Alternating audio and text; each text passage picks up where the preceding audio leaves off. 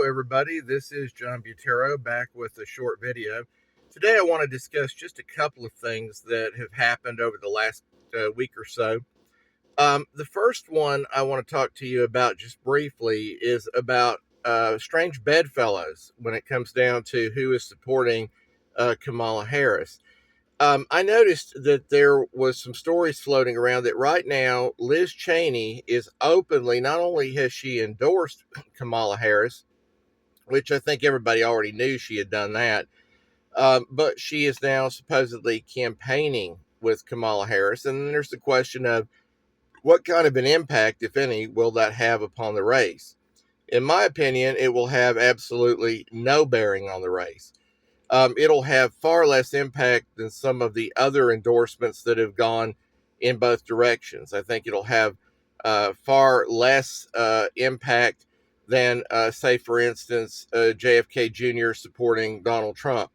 I think that it will have far less impact than Taylor Swift endorsing Kamala Harris. I don't think that too many people really care what Liz Cheney has to say, and I think that everybody has known what Liz Cheney is like for a long time. That's the reason why that she was voted out of her House seat there in the great state of Wyoming. The people got tired of her spending all of her time supposedly representing the people there, and she spent all of her time attacking a man that they had supported overwhelmingly for president, that is President Donald Trump. So I don't think that anything that she's doing is going to have any impact whatsoever. Why do I think that Liz Cheney is supporting Kamala Harris? I mean, supposedly, if you look at the issues, Liz Cheney doesn't have anything in common with Kamala Harris. Now, there's been years and years we've heard stories that the two parties, the big shots in both parties, really, they'd say there wasn't a dime's worth of difference between them. If you look at them on the issues, there's a huge difference between Republicans and Democrats, but they would still say that. And I would kind of, shrug that off. Like, how can you believe that? I mean, look how different they are on the issues. And if you look on the issues, Liz Cheney should be very close with Donald Trump, not with Kamala Harris. So clearly, what's going on here is not based, at least on the issues that she claims to support. So I have to come to the conclusion that either this is a personal thing with her, or it is a situation where Liz Cheney really doesn't stand for those things. She simply just comes out publicly and claims she supports things that she knows will appeal to Republican voters, but in reality, that's just she has secret beliefs. And I have noticed that after the 2020 election, I had to come to the conclusion that a lot of the Republicans really were not who they claimed they were. They were exposing themselves. Many of these people I have supported in the past. I'm a lifelong Republican, going all the way back to Ronald Reagan. I didn't just come out as a Trump supporter. I've been a Republican all my life. And even this America First agenda and the idea of placing tariffs on countries that were unfair in their trade deals with America is not a new idea. I've always been from the Pat Buchanan wing of the Republican Party, who was always America first and, nationalistic rather than globalistic. Now, in considering this, I have to feel like the biggest reason and the only reason I can think of that people like Dick Cheney and Liz Cheney and then some of the never Trump rhino Republicans, the only reason I can think of that they would support Liz Cheney is because they're putting their globalist New World Order agenda ahead of everything else. And that's really what they're about. And that they were working already in conjunction with people like Kamala Harris all along on those kind of issues. But the kind of issues that those of us in the Republican Party, the majority of us, really care about, they're really not with us to begin with. So they've exposed themselves. And people like Liz Cheney, I don't know what she expects to gain from this. Does she feel like she's so important that people are going to actually listen to her? And now they're like, oh, wow, if Liz Cheney is supporting Kamala Harris, we better. She's just a has-been politician at this time. And most people are not really concerned with what her father, Dick Cheney, is thinking either. we sort of have a memory of him as having been vice president under George W. Bush. But other than that, we're really not sitting around just like whatever he says we know is right. We're not looking at it like that. So I don't think that her joining Kamala Harris is going to have any impact whatsoever on the race. If it did have any impact, it already had the impact because everybody's long known where Liz Cheney stands. But if she thinks that she must think in her own head that she's still important with some people, which she's not, and that if she will simply get out there now and stand with Kamala Harris, that she is now going to swing things over to her direction. If she thinks that, she's absolutely wrong. The other thing I wanted to talk about briefly here on this video is Donald Trump at McDonald's and working at McDonald's. Now, clearly, President Trump is not somebody who ever in his life had to work at that kind of a job, but at McDonald's or a place like that. And so this, I know this is the first time he's ever done it. I can't imagine him, like his first job coming out of his school days was working at McDonald's. But I think this was one of the most brilliant things I have ever seen anybody ever do when they were running for office. And only President Trump would do something like this. I think it was a brilliant thing that he did. It brought more attention to the fact that Kamala Harris is dishonest and lied to us all about having worked at McDonald's. And now Donald Trump actually has on his resume, he's increased his resume, everybody. And now he has increased on his resume the fact that he now has worked at a McDonald's. One thing that I do want to say about this, in addition to the fact that I thought it was a brilliant campaign thing to do, and the fact that only Donald Trump was the type person who would do it. But it really brings out something else about Donald Trump. There's a lot of us that, back in 2016, I openly voted against Hillary Clinton when I voted for Donald Trump. Back in that time, I really didn't know Donald Trump. I didn't really know much about him. And as a Republican, I had real doubts about him. I didn't even vote for him in the primary back in 2016. I voted for Ted Cruz for president in the primary back then, and I was very reluctant to support President Trump back then because I didn't know who he was. I had heard stories about him supporting Democrats in the past, and I thought maybe he was even a liberal person, a closet liberal. But I ended up voting for Donald Trump in 2016 as a vote against Hillary Clinton, and also continuing my longstanding support for the Republican Party. As I said before, I'm a lifelong Republican back to Ronald Reagan, and I have never voted for a Democrat for president in my life, and can't imagine any situation where I ever would vote for a Democrat for president. Not under any circumstances, because I have too much that is not in common with their party. There's too many things I disagree with them on. As a matter of fact, I don't know how many of you have ever done that tool they call I Side With, but I've done that before. And it'll tell you like what candidate you are closest to when it comes down to your views in the among the presidential candidates. And it has me as something like an 86% match with President Trump, and a 4% match with Kamala Harris, and 0 with Kamala Harris on any major issue. So I have absolutely nothing in common with Kamala Harris. As a matter of fact, people like Liz Cheney, if they really were who they said they are, there's no way in the world they could vote for Kamala Harris. No matter what, there's no way they could vote for her. If I was so bothered by President Trump that I couldn't vote for him, I'd have to vote maybe third party or something, like Constitution Party or something, but I'd never consider supporting Kamala Harris. The idea that anybody that is a Republican would support Kamala Harris under any circumstances shows who they really are, and it's somebody that I'd never want to support again. I would never support Liz Cheney ever for any kind of an office whatsoever. I mean, it's the same thing with Romney and people like him. I'd never support them for anything again, even though I once voted for him for president of the United States, which was really a vote against Barack Obama. It really wasn't a vote for him. It was a vote against Barack Obama, because I was never a big fan of Mitt Romney and never trusted him. But even I never expected that he would end up, being what he's turned out to be. But anyway, all that said, back to President Trump being at a McDonald's and working there. I think that was brilliant because not only uh, do I now feel like I'm absolutely supporting Trump to vote against somebody, but this really makes President Trump a very likable person, at least to me, it does. That he's just a real person. I mean, and he's a type of person that I actually can genuinely like. Um, because I look at little things that President Trump does. He's not your typical politician. He's not out there doing everything exactly the way that politicians are supposed to do it. He says things. He does things that are not politically correct. He does things that you would never expect from a serious presidential candidate. But he's just a man who's a real patriot. He's a man who doesn't need the office of president because he's already made his mark. He's even been president already. He didn't have to put up with this stuff. He's put himself at risk.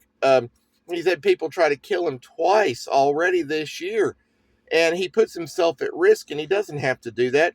But the man is such a patriot that is risking everything to run for president of the United States. I've got to love a man like this. As a person who loves America, the real America, I have to love a guy that would do this. And this McDonald's thing just endears me, and I'm sure it does a lot of other people, to him even more, to where we genuinely don't just dislike his opponent for what she stands for. It's that we genuinely like President Trump. So anyway, I wanted to say something about that, but I also want to say one other thing about the McDonald's deal. You know, when I think about the jobs that are available in America today, and they talk about the unemployment rate, being pretty decent. That's the one thing I will say. The employment rate is much better than what it could be under the circumstances. The economy is awful in so many ways. Prices are not everything is not affordable today. I mean, I go to the grocery store and I can't afford hardly to buy groceries like I used to. And when it comes down to my habits of even going to a place like a McDonald's and buying food, I'm a lot more careful with what I buy now. I can't just go in there and get anything I want. I don't just go in there and say, well, today I'll have the Big Mac and large French fries. You can't get supersized fries anymore because for some reason wacky liberals didn't like them having that. It was unhealthy or something rather to have the great big size fries. So now the large is the biggest you can get. We used to love the biggie fries, but you can't do that. But I couldn't afford them if I wanted them anymore. So when I go into McDonald's, I have to look at the lowest price stuff on the menu, and that's what I end up having to buy. I can't buy what I want. Now, I mean, I say I can't do it. I mean, I'm not going to do it because I actually have other bills to pay. And so I have to be cautious in what I do. And so I can't just go in there and get the things I want. I have to get stuff off of the menu where it might be like buy one at this price and then get another one for $1. That's the way I will go to McDonald's. And I don't even do that very often anymore. These kind of fast food places I used to go into quite a bit. I'm a truck driver. And it was very, easy for me to go into a place like that and go get my food. Now I actually bring my food to work with me most of the time. I fix sandwiches and stuff to bring with me to work to save money because because in the current economic climate with inflation being through the roof, who can afford to spend money just any old way you want to? We have to be really watching our pennies out here. We have to watch everything that we spend because you only make so much. And like on my job, well, I'm making a lot more than your typical McDonald's worker, but I've been a truck driver almost 30 years. And I can tell you that my wages have not increased the entire time Kamala Harris has been in office. So it's like I've had a massive pay cut over the last 4 years. So all I'm saying is McDonald's is kind of symbolic of something for me that I can no longer afford to just go in there and get anything I want. Things are unaffordable today, thanks to the policies of Biden and Harris. I certainly can't go in there and get a milkshake. I remember growing up, it was typical to go into McDonald's and get a Big Mac and fries and a milkshake. Who can afford that anymore? I can't. So, I mean, sometimes I go in there now and I'll get a sweet tea to drink or something like that. But Milkshake is unheard of. Can you imagine if you wanted to go into a place like that today, what you would spend? And I've seen people do it, so I know what they spend. But I think about, I go into a McDonald's and what used to cost me $5, I could get anything I wanted pretty much off the menu, and I could do it for under $5. I could get that Big Mac and fries and drink, and a large, it'd be a large fries, for $5. And you look at what you spend now when you go in there and just order what you want, and you order a milkshake too. Who in the world can afford to do that? And that's just your lunch. Then you still got it later on. You got to go have something for dinner. And I used to take my wife out very frequently to eat dinner at a restaurant. I can't do it anymore. It's a luxury once in a while to go out and eat. And this has an effect on everybody. It affects the entire economy, and it affects the workers that work at these places. And I noticed that places that used to be open, like fast food restaurants, have closed down over the years. I mean, I've seen locations of Burger King and Hardee's, fast food places you'd never really think would be shutting down or closing down. So there's two things I want to mention about the fast food side of it. One of them, when they talk about these jobs that are out here, a lot of them, these are the kind of jobs that you can get today with Kamala Harris and Joe Biden. You can get jobs working for minimum wage or just a little bit over it, making hamburgers and fries and stuff like that. You can get some jobs like that in this economy, however long people can afford to keep eating at those places. You can get jobs like that, but a lot of the good jobs that we've had in the past are going to other countries.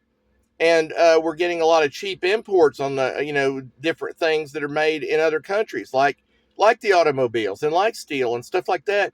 It's all coming from other countries. So yeah, you can find jobs in America right now, but they're not good jobs. And I wonder how long they're even going to be along or around. Because even those things that I'm able to occasionally afford at McDonald's today, they're going to keep going up too as the dollar continues to lose value under Harris and under Biden.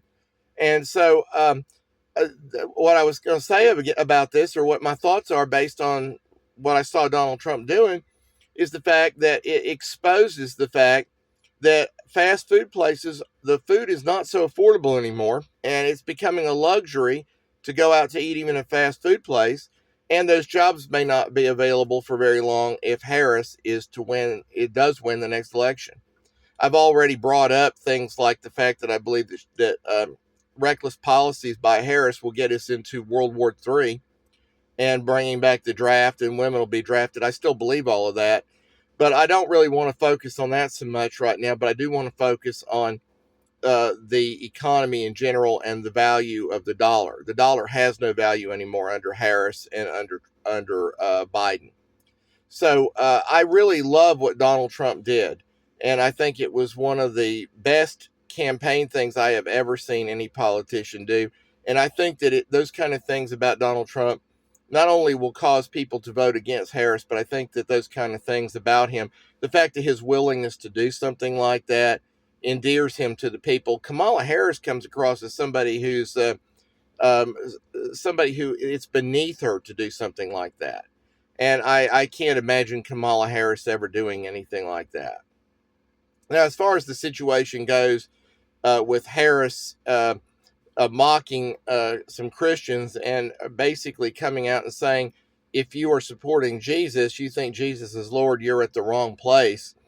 That's another story, too, of another campaign misstep by Kamala Harris. Most of us already know what kind of person she really is and about her real feelings about Christianity. And we know that she will only cozy up to Christians when she needs their vote. We already knew that to begin with. But, to come out and do what she did and have these Christians escorted out for saying that Jesus is Lord and they're at the wrong place, that was just a really bad look for her. And I hope it's eye-opening to Christians everywhere that there is no way that any Christian should be supporting Kamala Harris for president. I know a lot of people do it automatically just because they're a lifelong Democrat. You need to rethink that. You need to look at people like Tulsi Gabbard and JFK Jr., and you need to start wondering, or Elon Musk, and you need to start wondering, these people who had been Democrats and voting Democrat in the past are voting for Donald Trump, and ask yourself why. There's a lot of reasons why that they're supporting President Trump over Vice President Harris. And as a Christian, there is absolutely no way that I could ever support Kamala Harris for anything. And I think it's shameful, these Republicans, these rhinos, these globalists, and so forth, uh, that are going out there supporting her. I think it's shameful, but they've really exposed themselves, and in a way, they've done us a favor by showing who they really are. And they are the war machine. Make no mistake about it. Those are the people that want to be the world's policemen, and they want America dominating the entire world and not concerned about what's going on here in our own country. Those are the globalists and the New World Order crowd that is doing that. And that's the only thing that makes any logical sense.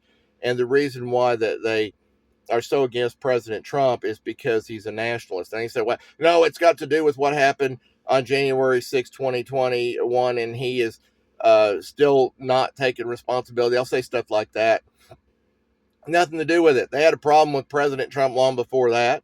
Had nothing to do with that.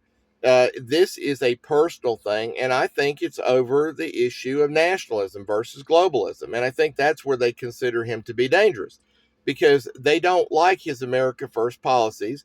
They are globalists, and they're wanting to meddle in all the world's affairs, and they are scared about somebody who actually wants to prop up America, cares about our borders, cares about American people being taken care of first before we start taking care of everybody else in the world. And so I'm just saying that there are a lot of reasons why I think this is going on with people like Liz Cheney. But does she have any influence? I don't think she does with typical American people. The people that make the country work, I don't think she has any influence whatsoever with them. I think she's just a has-been politician, and that's about it. And she's a never will be in the future, because her policies are such that she would never fit in with the Democratic Party, and she has mud with the Republican Party. So, after this is all said and done, and hopefully President Trump gets his second term as president, hopefully it will be the last time that we see Liz Cheney and people like her in the public limelight. Hopefully she'll just kind of fade away into the sunset. She'll probably be around criticizing President Trump for the next few years, as long as his term continues. But hopefully she'll just kind of fade away into the sunset after that, and we'll never have to deal with her again. Well, that's all I wanted to talk about on today's video. Thank you for joining me. If you're not a subscriber, I encourage you to subscribe to my channel. And until next time, I hope you all have a wonderful week. I hope you can still afford to eat at places like McDonald's. I hope you're, but I understand if you can't. And I hope you still have a job, and I hope you can, if you're an entry level worker, McDonald's is great. But if you are somebody who is supporting a family, I hope that you're able to find a good job. I do believe that if Donald Trump comes back into office, I believe things will start looking up, and some of those really high paying good jobs will start coming back to America.